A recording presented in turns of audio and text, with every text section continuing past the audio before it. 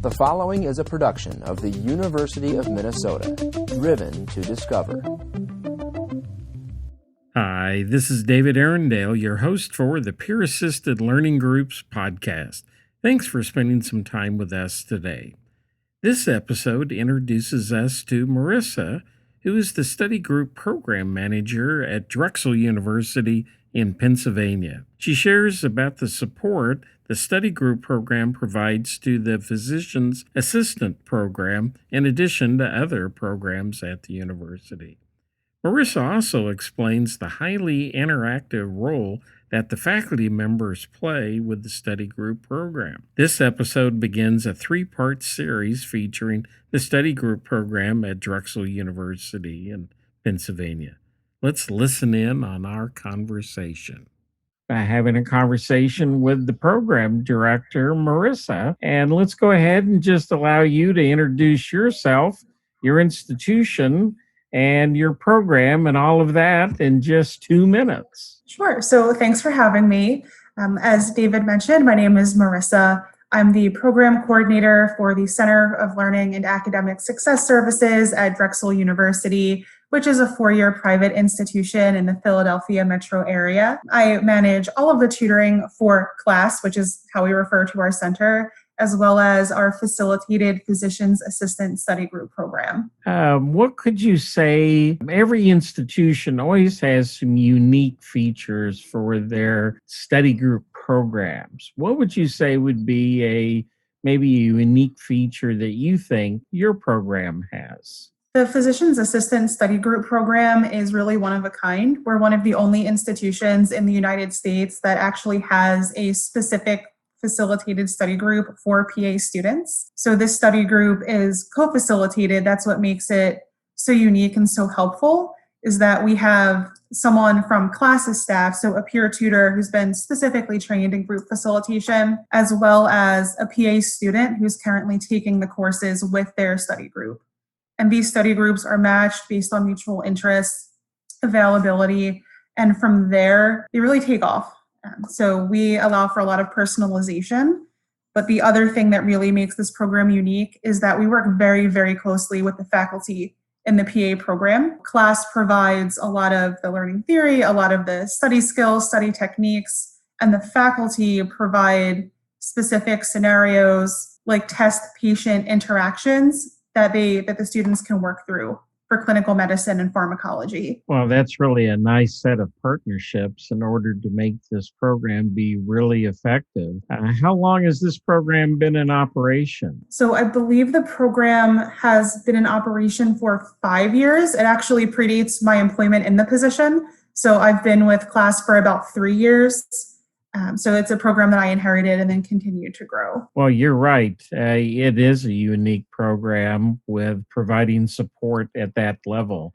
There's some other institution, I think, that's in Pennsylvania that offers academic support for doctoral students. Just as with what you're doing, we need to have academic support for students throughout the entire pipeline experience, and not just the first year or two of them attending college. Definitely. Well, let's turn a question to you, and that is, why did you decide to work in higher education? So I decided to work in higher education in general once I realized that I actually enjoyed a collegiate environment.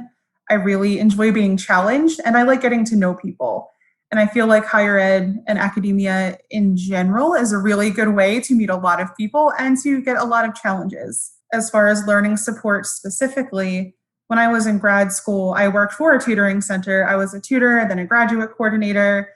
And I realized that I really enjoyed seeing how I could put theory into practice, even as a grad student. So from there, my thesis was on learning theory. My thesis was on peer education, peer tutoring.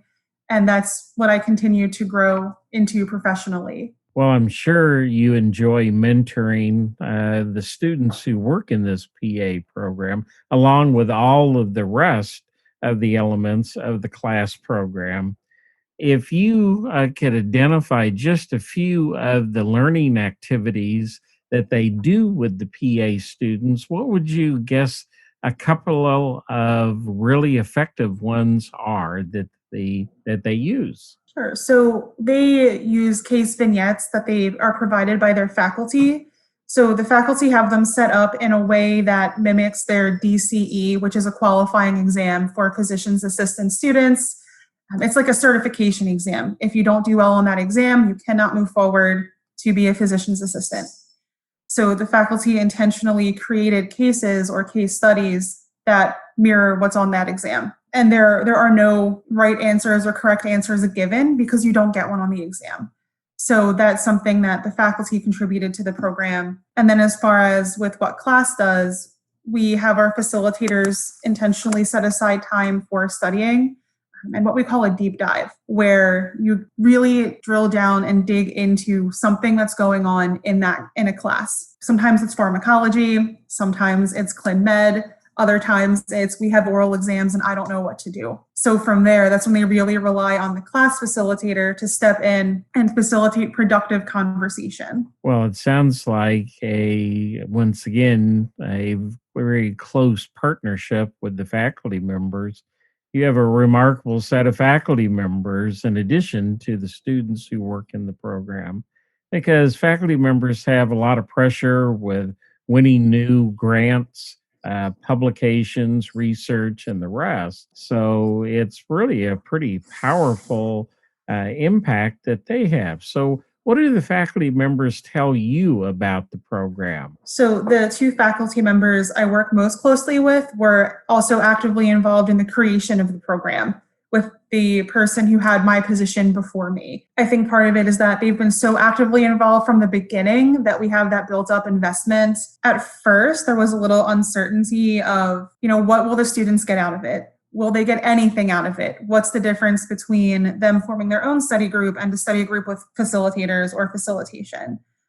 So initially there was a little bit of unease there from some of the faculty, not necessarily the two I work closely with. The two that I do work closely with have let me know that anecdotally, students have approached them and said it really helped them. The other part of it is those case studies are only available if you're in the study groups. So they really intentionally recruit into the study group and they're really invested.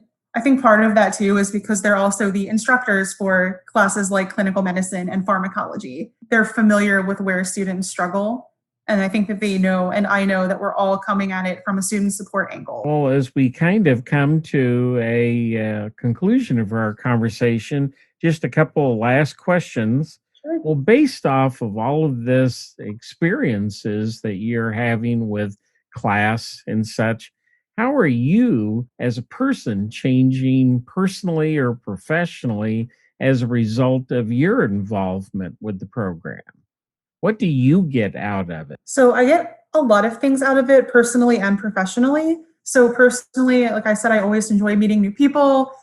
I enjoy still going back to the days when I was a tutor. I still really like seeing that light bulb moment or that aha sort of expression, even on Zoom, coming over people's faces. So I also really like to see the facilitators flourish. It's something that makes me happy as a person and as a professional. Professionally, it's helped me grow a lot by having me revisit things like Tuckman and other group formation theories and just other learning theory, really informing group learning as opposed to peer education. So they are really closely related, but they do have nuances. So I really appreciated being able to go back into the literature, refresh myself on group theory and group learning.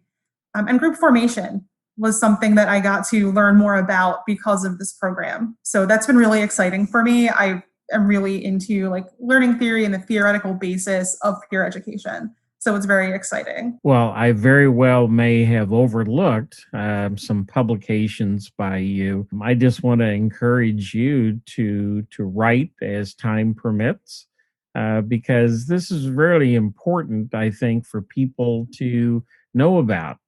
Because too often academic support, enrichment programs, mentoring programs, however we want to describe it, is not offered at the upper levels of the pipeline going into professional and graduate programs. Definitely. I know even with tutoring, class has a high grad student population.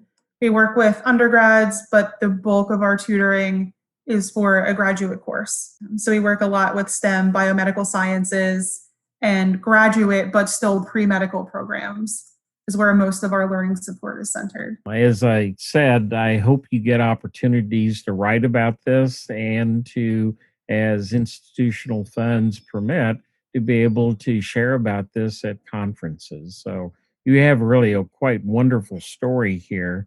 And I'd like to end with your voice. What would be something that you would like to share with other program directors about maybe it's a lesson learned or something you just would like to share with your colleagues? Let's say in general, try to network with your faculty, leverage your faculty. Even if there's disagreement there, if they're reaching out to you, it's probably because they're interested in student support and they want to help their students in some way. So if they reach out to you, network with them, answer them, help them, and they'll help you too. You can have a close, helpful relationship with faculty. It's possible. Well, thank you. I appreciate it. And I know that our listeners will appreciate listening to you. So thank you very much for joining us today. Sure. Thank you for having me.